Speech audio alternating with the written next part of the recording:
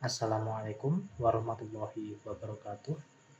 Perkenalkan, kami dari kelompok 13 yang beranggotakan saya sendiri, Randi Setia Pamungkas dengan NIM 141230334. Perkenalkan, nama saya Gregorius Denis Adrianto dengan NIM akhir 051. Izin untuk menyampaikan laporan kami mengenai penelitian yang kami lakukan mengenai pengaruh pengalaman merek terhadap loyalitas merek pada kalangan pengguna smartphone di Indonesia. Langsung saja, saya akan mulai. Selanjutnya, saya akan menjelaskan mengenai latar belakang dari penelitian ini. Di era persaingan pasar yang semakin kompleks, keberadaan sebuah merek tidak lagi hanya sekedar identitas, melainkan telah menjadi aset strategis yang memiliki nilai ekonomi tinggi. Merek yang kuat mampu menyederhanakan proses pengambilan keputusan konsumen, mengurangi risiko pembelian, serta membentuk ekspektasi yang jelas terhadap kualitas produk atau layanan yang ditawarkan. Seiring berkembangnya preferensi konsumen, fokus perusahaan kini bergeser dari sekedar memberikan manfaat produk menuju penciptaan pengalaman merek yang bermakna dan berkesan. Pengalaman ini mencakup berbagai dimensi, mulai dari sensorik, afektif, kognitif, hingga perilaku dan sosial, yang membentuk persepsi serta kedekatan emosional konsumen terhadap merek. Tak hanya itu, kepuasan dan kepercayaan terhadap merek juga turut berperan penting dalam membentuk loyalitas pelanggan. Konsumen yang merasa puas dan percaya terhadap suatu merek cenderung akan menunjukkan komitmen jangka panjang dan melakukan pembelian berulang. Selanjutnya, saya akan menjelaskan mengenai hipotesis yang kami gunakan dalam penelitian ini. Berdasarkan tinjauan pustaka dan kerangka konseptual yang telah dikaji, penelitian ini merumuskan 3 hipotesis utama sebagai dasar pengujian empiris. Yang pertama, hipotesis 1 atau H1 menyatakan bahwa pengalaman merek berpengaruh positif terhadap loyalitas merek. Artinya, semakin kuat pengalaman yang dirasakan konsumen terhadap sebuah merek, baik secara sensorik, emosional maupun sosial, maka semakin besar pula kecenderungan mereka untuk tetap loyal terhadap merek tersebut. Yang kedua, hipotesis 2 atau H2 menyatakan bahwa kepuasan merek berpengaruh positif terhadap loyalitas merek.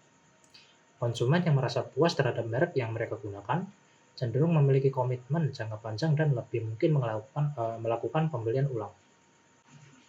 Yang ketiga, hipotesis 3 atau H3 yang menyatakan bahwa kepercayaan merek berpengaruh positif terhadap loyalitas merek. Kepercayaan yang tinggi terhadap suatu merek dapat membentuk rasa aman serta memperkuat hubungan konsumen dengan merek tersebut. Ketiga hipotesis ini diuji secara empiris melalui pendekatan kuantitatif guna mengetahui seberapa besar masing-masing variabel yang mengaruhi loyalitas merek pada pengguna smartphone di Indonesia. Baik, saya akan melanjutkan mengenai metode penelitian. Untuk yang pertama yaitu tentang desain penelitian. Jadi penelitian ini tuh menggunakan pendekatan kuantitatif dengan jenis penelitian deskriptif kausal. Tujuan dari penelitian ini adalah untuk menguji dan menganalisis pengaruh dari brand experience, brand satisfaction, dan brand trust sebagai variabel independen terhadap brand loyalty sebagai variabel dependent. Lalu yang kedua itu adalah populasi dan sampel. Populasi dalam penelitian ini mencakup seluruh masyarakat Indonesia yang menggunakan smartphone dan berusia di atas 80 tahun. Lalu teknik pengambilan sampel yang digunakan dalam penelitian ini adalah purposive sampling, yaitu suatu metode non-probabilitas di mana penelitian secara sengaja memilih responden berdasarkan karakteristik atau kriteria tertentu yang dianggap relevan dan sesuai dengan kebutuhan penelitian.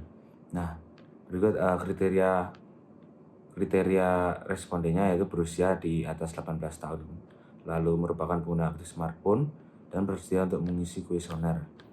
Nah, penentuan jumlah minimum responden didasarkan pada pertimbangan kebutuhan uji statistik dalam penelitian kuantitatif. Lalu yang ketiga ada instrumen penelitian. Instrumen yang digunakan dalam penelitian ini merupakan kuesioner tertutup yang disusun menggunakan skala Likert 5 poin dengan rentang penilaian dari 1 hingga 5. Untuk rincian item yang digunakan masing-masing variabel yaitu adalah brand experience itu diukur menggunakan 10 item, lalu brand trust diukur dengan 9 item, lalu brand loyalty diukur menggunakan 7 item, dan instrumen ini telah diuji oleh peneliti sebelumnya dan dinyatakan valid serta reliable untuk mengukur konstruk yang bersangkutan. Lalu yang keempat mengenai teknik pengumpulan data. Penelitian ini menggunakan data primer sebagai sumber utama, yaitu data yang dikumpulkan secara langsung dari individu yang menjadi respon penelitian. Lalu kuesioner disusun berdasarkan indikator dari variabel-variabel penelitian, yaitu brand experience, brand certification, brand trust, dan brand loyalty. Dirancang menggunakan skala Likert 5 poin. Lalu proses penyebaran pengumpulan data dilakukan dengan kurun waktu April hingga Mei 2025 selama periode tersebut. Dalam rangka menjaga etika penelitian, setiap responden diberikan penjelasan singkat di awal kuesioner mengenai tujuan penelitian.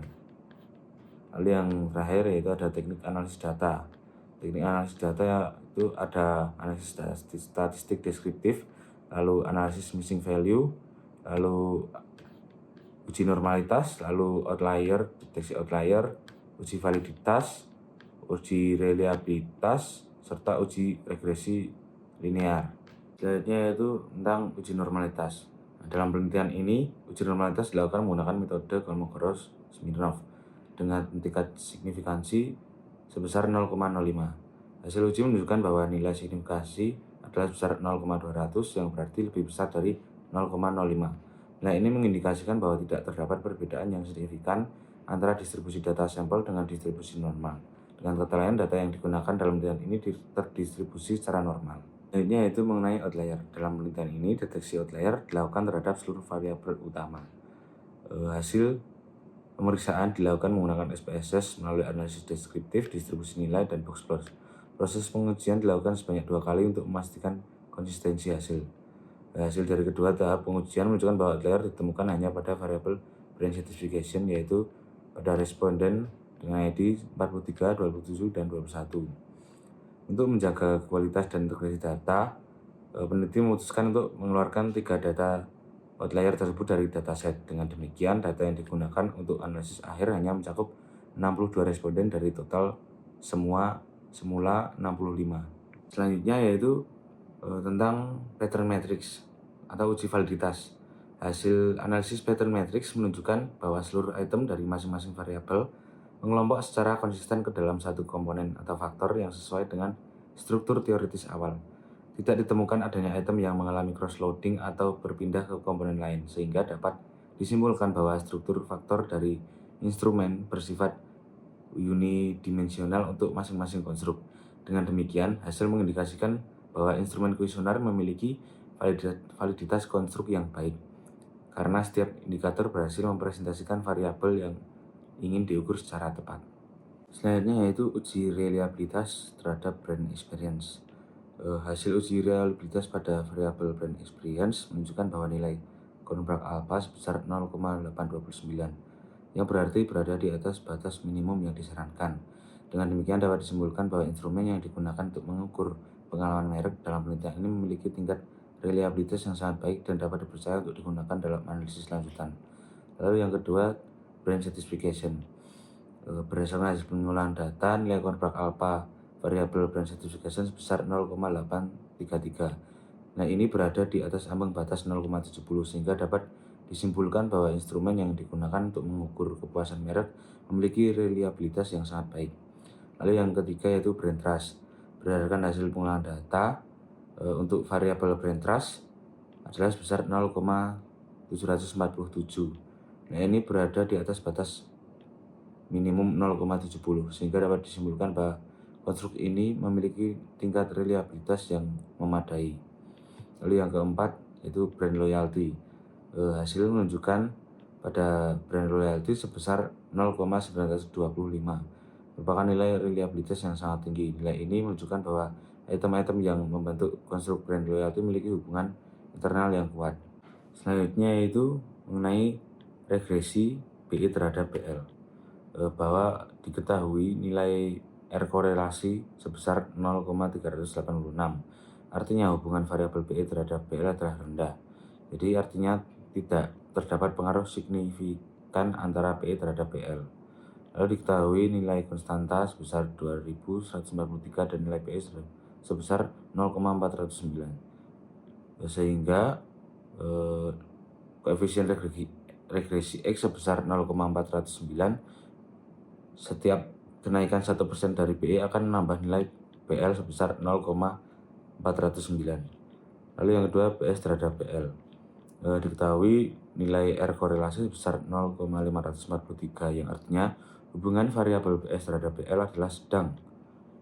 Lalu artinya terhadap pengaruh signifikan antara PS terhadap PL.